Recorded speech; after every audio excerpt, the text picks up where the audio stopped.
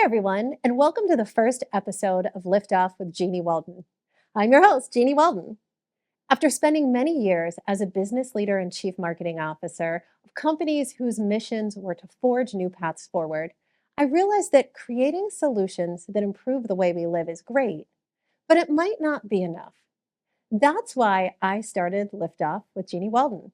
Here on Liftoff, we're going to have fun with a purpose. We'll bring you conversations with experts that provide resources that guide you towards financial freedom, help you improve your mental wellness, live a healthier lifestyle, and it's all done through something I like to call AIR, authentic, inspirational, and relatable content. Every conversation we have is carefully designed to make every part of your life better, personally and professionally. So if you need a lift in your professional or personal life, you are in the right spot. The last few years of hybrid and work from home models in particular have gotten many Americans questioning, isn't there a better way than the 9-to-5 grind? Our very first guest on Liftoff, Amy Porterfield, certainly says so. Amy's the author of 2 Weeks Notice, Find the Courage to Quit Your Job, Make More Money, Work Where You Want, and Change the World. I love that. And oh my gosh, I actually did that to start this show. Amy, you've inspired me just by knowing what you're going to talk about in the incredible book that you have. But what inspired you to make an exit plan from your 9-to-5 and never look back? 14 years ago, I was still in a corporate job. I worked for peak performance coach Tony Robbins, and I got to travel the world and work on the content that he does on stage. And on paper, it was an amazing job. However, what I realized, I was in my early 30s, is that I've never been free. I've never been my own boss. I've never called the shots. And I started to have this huge desire to want to go out on my own and do my own thing. It took me a good year to get the courage to leave that final job and start out on my own. But I'm so glad I did, because I wanted to create something bigger than I had at that job. And so I've never looked back. Now I've created a multi-million-dollar business, and I help other people build businesses online. So one of the things that I love about what you've done is you've created this book as a blueprint for those looking for financial freedom, lifestyle flexibility, and major impact. Tell me more about that. Yes, I think everybody needs a blueprint in order to get started, and action creates clarity. So we've got to get people in motion. So the first blueprint I give is how to leave a job with integrity, but also when you leave to have the courage to start your own thing. And so I give you a runway of exactly the steps you need to take to leave that job. But once you do, instead of putting your resume out in the noisy world online, I'm encouraging people to take their ideas and start their own businesses. But you need a plan for that as well. And because I did that 14 years ago and teach thousands of people how to do it, I put it in my book, Step by Step, How to Build Your Business from Scratch. That's so cool. And so you've created a 4-step plan for unbossing yourself. And I think I might use that term every time I can. Tell us about those 4 steps. Yes. So this concept of unbossing is believing that you can lead yourself and that you do not need anybody else to make decisions for you, to call the shots, or you do not need permission to do so. So the way you unboss yourself, it's decision by decision, action by action. You'll build that muscle over time when you stop looking for permission to do everything that you want to do. Now, when you're in your 9-to-5 job and you need a plan to leave, here are the 4 steps that I teach my students. Number 1, get clear on your why. Why do you want to start your own business? Why do you want to be your own boss? Get very clear, because on the days that your worries will knock you down, your why is going to pick you back up. Mine was, I wanted more freedom. I didn't want to be told what to do, when to do it, or how to do it. I didn't want to be on someone else's time or someone else's dime. To me, that was enough to move me forward, even though I was scared, even though I didn't know how this was all going to work out. So get clear on your why. The next step is to choose your exit date. If you don't schedule it, it will never happen. So I encourage my students to choose 3, 6, 9, or 12 months. Anything over 12 months, and you're likely not going to ever leave, and you're going to let fear take over. So you need to choose your timeline. You put that date on a Post-it note, you put it on a mirror where you see it every single day, and you ask yourself, what do I need to do today to move closer to that date? If I'm going to do it, what do I need to do? Do I need to make a call for advice? Do I need to pick up a book? Do I need to consult a friend? What do I need to do to help me move closer to that date? The third thing is Start a side hustle. One of the ways to get courage to leave your job is to have a little extra money coming through and get the courage to put yourself out there. Whether it's consulting or coaching or maybe a service-based business, just a little money on the side can make a big difference while you're transitioning out of your 9-to-5 job. And the fourth thing is that I want you to tell 3 people, and 3 people only. The reason for that is when you share your dreams with people, they're going to tell you all the reasons why you shouldn't do it because they are fearful as well. So not everybody deserves to hear about your dream. So tell 3 people that will hold you accountable, keep you moving forward, but keep it back from those that just won't be ready to hear it because you don't need any negativity. What's something that you know now that you wish you knew sooner about building the life you love and a life you don't need a vacation from? Yes, I wish I knew that my starter idea was good enough and that things will change as I go. When I first started out, I did social media for small businesses. 14 years later, and I don't do anything like that anymore because action creates clarity, and I got more clarity once I put myself out there. So you just need a starter idea. And in the pages of 2 Weeks Notice, I'll teach you how to come up with your starter idea and get it out into the world. So take some pressure off yourself. You don't need a big business plan. You don't need to have it all figured out. You just need that starter idea to get going. So smart. So smart. Well, Amy, thank you so much for being here. Really appreciate it. Thank you so much. And congratulations on your new show. It's going to be a Thank huge you. hit. That was amazing. But stay tuned because after the break, we chat giving it back to the next generation of female executives. You want to know more about that? Stay with us. Welcome back. Here at Liftoff, it should come as no surprise that we are champions of women leaders. I mean, you're looking at one. Female leadership is assertive, inclusive, and empowering. And even though women now make up roughly 30% of all leadership roles in the workplace, women still remain highly underrepresented in CEO positions. Barbie Winterbottom is determined to change that. She's the CEO of the Business of Work and recently launched a new initiative called the Executive Woman, an endeavor aimed at giving back to the next generation of female executives while creating community and experiences. Barbie, I am so thrilled to have you as my guest here on Liftoff. Thank you. I'm so thrilled to be here. It's exciting. Now, you began in human resources. I met you then. We Yes. spoke together then. Now I we're know. speaking together with you as a CEO. Tell me about your transition from HR to CEO. It was a journey I wasn't planning to take necessarily. As millions of people around the globe were impacted, my role was impacted during COVID. And so I had an option to either seek a new position or launch my own firm. And I chose to launch my own firm. It was something I wanted to do. And so I stepped into that role.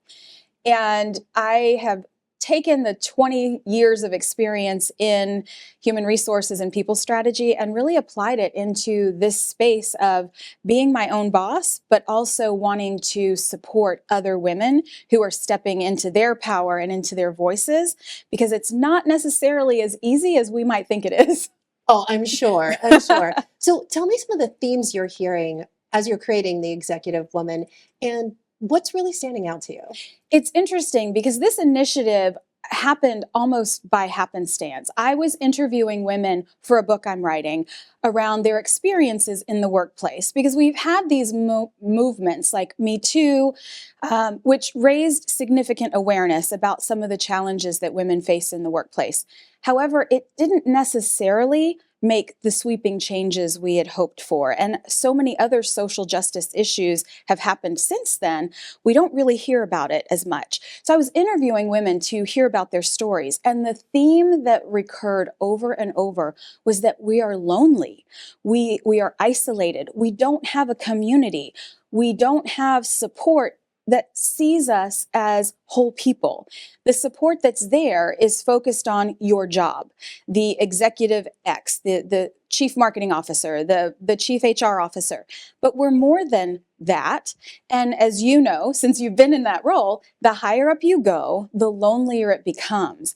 And so we're conference to death. We don't need another conference. What we need is an intimate, organic community of supportive people who get what it's like to go up through the ranks, but also once you're there, what you face on a day-to-day basis. Because the ridiculousness is still happening, even more perhaps than we thought.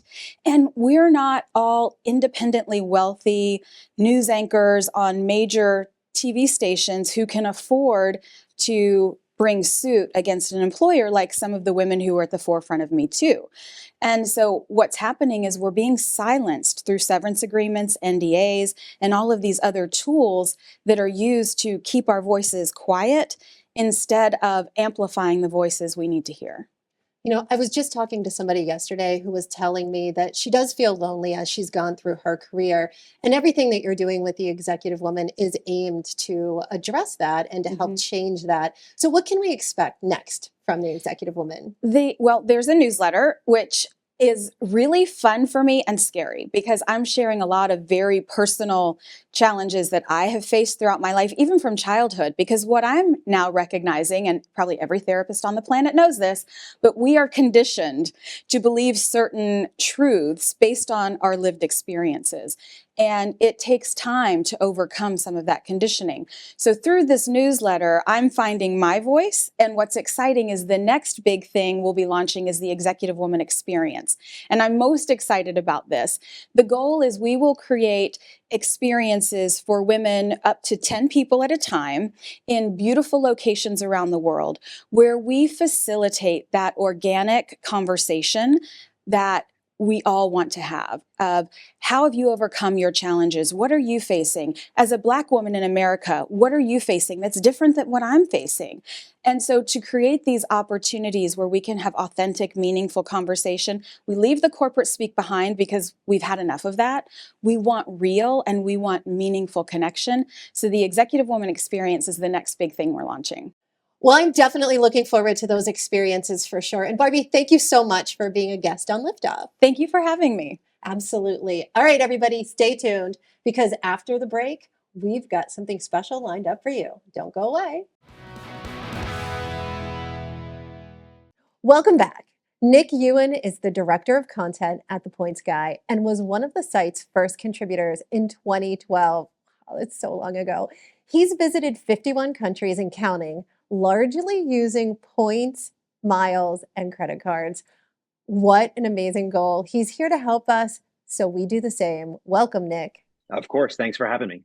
All right, Nick. So most of us have heard of points, of course, but many of us aren't using them. How can we get the most out of points and loyalty programs?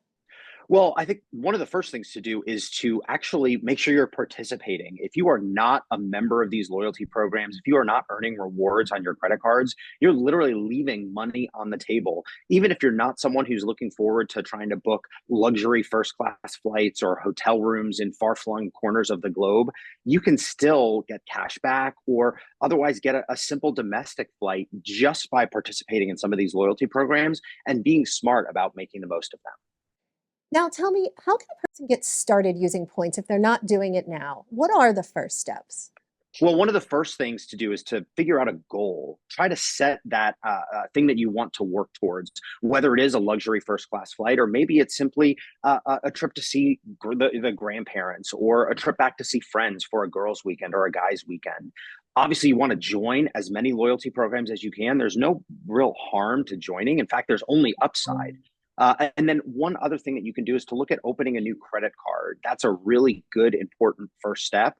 But one of the big things that I say is to just pick one thing to focus on at a time. If you try to do too much at once, it can be very overwhelming and you can wind up simply throwing in the towel because it feels like it's not worth it. Okay, I know a lot of people that have points set up with almost every provider out there. What are the most common mistakes people make when it comes to points and miles? One of the first things is biting off more than you can chew. It's so important to start slow. Pick one thing, focus on it for a few months, make it part of your muscle memory, and then you can begin layering things on top of it. Another important thing with credit cards in particular is spending beyond your means and not being able to pay your balance in full and on time every month. It's one of our core tenets here at the Points Guy. Never spend more than you can afford because the interest you accrue or late fees for not paying your bill will negate the value of any rewards that you earn. Another thing is once you do really get into the rewards game, you start earning all these points and miles, don't hoard them. We subscribe to an earn and burn philosophy here at the Points Guy. Miles and points are not going to get more valuable over time. So once you have them, spend them. But the biggest mistake is not participating at all. I hear so many people say, you know what? I'm not even going to bother with it. I don't travel enough. I'm never going to earn a free flight or a free hotel room. Many of these programs now have currencies that never expire as long as you remain an active customer. So there's really no drawback to joining these programs, and there's only upside. Such great tips. Okay, I need to ask you more. What are some of the best ways that you personally use your points and miles? Because I want to copy that, I think. Well, I personally subscribe to the philosophy of I want to put my points and miles towards things that I would not otherwise pay for out of pocket. So a $200 economy round trip flight in the US, that's something that I can typically fit into my general budget. But I've been able to do some really amazing things like booking first class Cathay Pacific flights to Bali for me and my wife. That was back in 2012. We actually a couple years ago spent a New Year's Eve at a in a full suite at a resort in Park City. Got to take in some beautiful skiing while we were there. Just last year, we booked a $1,500 a night room at the Park Hyatt in New York. And very recently in November, I had the great chance to fly Singapore Airlines first class from Frankfurt to New York JFK, a memorable flight that would have been multiple thousands of dollars, but I was able to cut down the cost of that by using my points and miles that I had earned. And what are your biggest takeaways so that our viewers have this kind of financial strategy working for them too? What should they be mindful of when collecting points? Well, one of the big things is to make sure that you have an understanding of how much time you have or want to invest in learning the ins and outs of these loyalty programs. For me, it's not just a passion, but it's also a full-time job. And a lot of our readers here at the Points Guy say, I don't want to go that far. So I do want to focus on a simpler card, maybe a single credit card that I can use to really finance my travels and put all of my focus on that one card or that one program rather than trying to cast a really wide net. Again, it does take time, but here at the Points Guy, we have a ton of resources to really help you ramp up if you do want to start traveling more comfortably and make your travel experiences more rewarding. Nick, these were fabulous tips. I'm putting so many of them to use as soon as we are done with this interview. Thank you so much for joining us. Everybody else, we'll be right back. Welcome back. We're so happy to be here in our kitchen, one of my favorite places in the house, and even happier, this is really serious, to have it filled to the brim, I'm not kidding you, with the sweetest treats. We have our next guests, Heather Stennis and Rachel Cohen. Thanks for coming on the show, ladies. Thank you for having us. This is great. So exciting. All right, Heather, I'm so excited. I've been dreaming about having you on the show. Let's start with you. Tell us about your role at Cinnaholic. Sure. I'm the Vice President of Marketing for Cinnaholic. I've been with the company for almost 4 years. I want your job. It's a pretty sweet, it's a sweet Rachel's job. Rachel, tell us a little bit about you. Sure. So, along with my brother, Danny, the two of us are franchise owners in Metuchen, New Jersey. So, right outside the city here. All right. So, ladies, I'm like blown away. Cinnaholic has grown so fast over the past few years. And it seemed like during COVID, you were pandemic proof. We not only survived the pandemic, we thrived in the pandemic. We really just shifted our business model more towards online ordering and third-party delivery. People were at home, they were craving sweets, so we just made it easier for them to get it and safer, obviously, during the peak of everything. It's so smart because so many food chains and restaurants had challenges during COVID, but it looks like with over 80 locations in the US and Canada, you guys are just booming. Yeah, another key to our success is, everything we make is fresh in-house. We don't have freezers. We are making cinnamon rolls all day, cookie dough all day. Really kind of sets us apart from some of the competition. Can I just repeat that? You make cookie dough all day. All right. Because everything is fresh and healthy, you attract a lot of vegans too, right? Yes. So fun fact, everything here, everything we serve in our bakeries is 100% plant-based, down to the sprinkles, down to the marshmallows. We are very serious about that, very proud to be a vegan company. So we, whether you are vegan or somebody with food allergies, we work well with everybody. But I mean, once you try it, it's just a delicious, decadent dessert. So we really are for everybody. So I think we need to eat it all. That's my first statement. Rachel, Help us out. What do we have Sure. here? So today we brought a whole bunch of different items. Let's start off with our Cinnamon cake here. This is one big cake. It's beautiful, it's lovely, and it's quite delicious. You can top it with as many toppings as you'd like, kind of mix things up. Over here, our signature rolls. The Cookie Monster is the all-time favorite best-selling cookie cinnamon roll at our store. At all stores. Yeah, even at ours as Yeah. well. We have the new Very Berry, and then right now we have a seasonal Biscoff cookie butter roll. Quite delicious, and we're going to make one of them today. So we're going to make some. So we're Okay, going to cool. start, we're going to make our most popular one, the Cookie Excellent. Monster. So I'm going to have you start off Awesome. with the frosting down on the end. That is our cream cheese frosting. Okay. Take a big heaping Yep. dollop, Got it. slap it on. Yep. Love it. Perfect. I'm going to grab Can I the lick- cookie dough I'm if not you'd gonna lick like. it. Not going to lick it on TV. Going to grab some cookie dough for us here, and we're going to slap that on as well in the middle here. And again, because no dairy, it is safe to eat raw. So Yeah. Yes, absolutely. Next up, you're going to grab the chocolate chips, Okay. and you're going to take a nice heaping spoonful as well and just throw it on. Even better. And then the next thing is the chocolate sauce all the way on the end. Love it. And you're going to make some nice long stripes all over it. However you like. Voila. you're hired. Awesome. So this is fantastic. Tell me how the audience can find out more about starting a Cinnaholic franchise or just ordering some like I'm going to do. Yeah, of course, we're on social media at Cinnaholic and our website, cinnaholic.com. You can learn about franchising. You can find out all of our locations across the U.S. and Canada and see our full menu and get Cinnaholic inspiration. Awesome. Thank you, Heather. Thank you, Rachel, so much for being on the show today so I can eat this now. Yes, that's all yours. Thank you so Take it. much for having us. Yes. That's so messy. I love it. Okay. That was so good, and I'm going to devour the rest of it. But now that our sweet tooth is happy, let's keep the focus on happy financial futures. Are you feeling lucky? Our next guest believes everyone can be big lucky and achieve success. If you're ready to change your life for the better, don't go away. Please join our friend Karen Thomas during her 5 Days of Empowerment program, created for families who may be overwhelmed after an autism diagnosis and looking for assistance and support.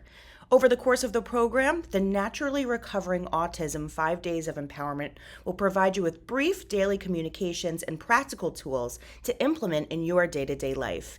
You can complete this program from wherever you are, whenever you have the time, from your phone, tablet, or computer. To learn more, go to naturallyrecoveringautism.com/empowerment. Okay, I'm beyond happy and honored to welcome our next guest, Jim Markham, author of Big Lucky, and he brought me a copy, and founder of hair care brand Pureology. Jim joins us to discuss his journey and offer some practical advice for all of us entrepreneurs and business people alike. Thanks for joining us, Jim. I'm so happy to be here with you, Jeannie. And I understand you flew all the way from Hawaii to get here. All night. Thank you so much. My pleasure. You definitely have what it takes to be a successful entrepreneur. And you've founded 5 companies and all incredible brands, including Pureology, which was achieved over $1.2 billion in sales. That's amazing. And I think every entrepreneur will strive to be like you in the future. What advice do you have for entrepreneurs like us on Liftoff that are just starting out? I think one of the first things that entrepreneurs do is they got to have a good strategy. They got to pick a brand that they think is got legs, and then they got to become experts in their competition. They've got to know what their competitors do, what their strengths are, what strengths they don't have, and they got to figure out how to get a unique point of view. And then they got to do a good budget, and they got to make sure they got enough money to do this properly. And then they got to get a good public relation person to help them with social media. I think is critical. I love that you said that about PR and social media because I'm a big fan. But Me too. with so many entrepreneurs and small businesses starting out in such turbulent business times, what makes a small business owner stand out? Do you think it's the PR and social media, or is it a combination? I think, one of the most exciting things I think about being an entrepreneur is you can say, wow, in this perfect, if the world was perfect, what could I do to make my product better, faster service, better performing, cheaper price. What's my unique point of difference? And you can find that unique point of difference. And if you can find that with a lot of passion, a lot of PR, and keep your budget low, but have a good strategy, you will excel. I have found that most people keep falling down and don't know how to get back up. And I've also noticed that the most important people in the world, the most important entrepreneurs, have fallen down a lot, and they keep falling down. Like I fell down a lot, but I just kept getting back up because I knew I was going to make it. So tell me about one of the biggest mistakes you made and how you recovered. One of the things we did with the company I've had started back in the 90s was a product called ABBA. And we made it ABBA Liquid Styling Tools. And that was the name of another company. Paul Mitchell had one called Liquid Styling Tools. So we copied their positioning, and it didn't do very well. That was a big mistake, because then we changed it to ABBA Pure and Natural. We changed the imagery, put color, and we put herbs and made it vegan, and it just soared. So big mistake. Don't copy somebody else's position. Create your own and make it unique and special and drive that. Don't try to copy anybody. That's such good advice. So in your book, you say that every entrepreneur is born lucky. Can you tell us a little bit about your philosophy? Well, yeah, I think, sometimes you work hard enough, you get lucky. I believe we're all born to win. God made us to win. Whether you believe in Buddha or believe in God, I think we're all made to win. And if you just have that philosophy and you say, well, I'm going to win, then if you fall down, you need to get back up, and you'll get back up as many times as it takes to win. Just make sure you got a good budget. Make sure you've forecasted your cash flow, and make sure you got a good strategy, a good publicist, and a lot of good strategies, and you will survive, especially if you got something that's unique and special. Well, I can't wait to spend so much more time with your book and follow all of your great advice. Thank you so much for all this great information. It's nice being on the show with you. Nice being on the show with you. Well, that's a wrap for our very first episode of Liftoff with Jeanniey Walden. I am beyond thrilled and grateful that you've taken this journey with us, and I hope you found our guests like Jim so exciting, and that you can use the information they're sharing to improve both your personal and professional life. But don't go away, because the fun doesn't stop with just this episode. We've got even more great episodes. We've got guests this season covering topics that you've always wanted to know about and were probably afraid to ask. So stay tuned for the best content from building a brand, business innovations, mental wellness, healthier living, financial freedom, and so much more. And don't forget to follow us on social media at Liftoff TV Show or Liftoff with Jeanniey Walden. We've got more tips and resources there. I'm Jeanniey Walden. See you next time. Yay! Woo! There we go. Thank you.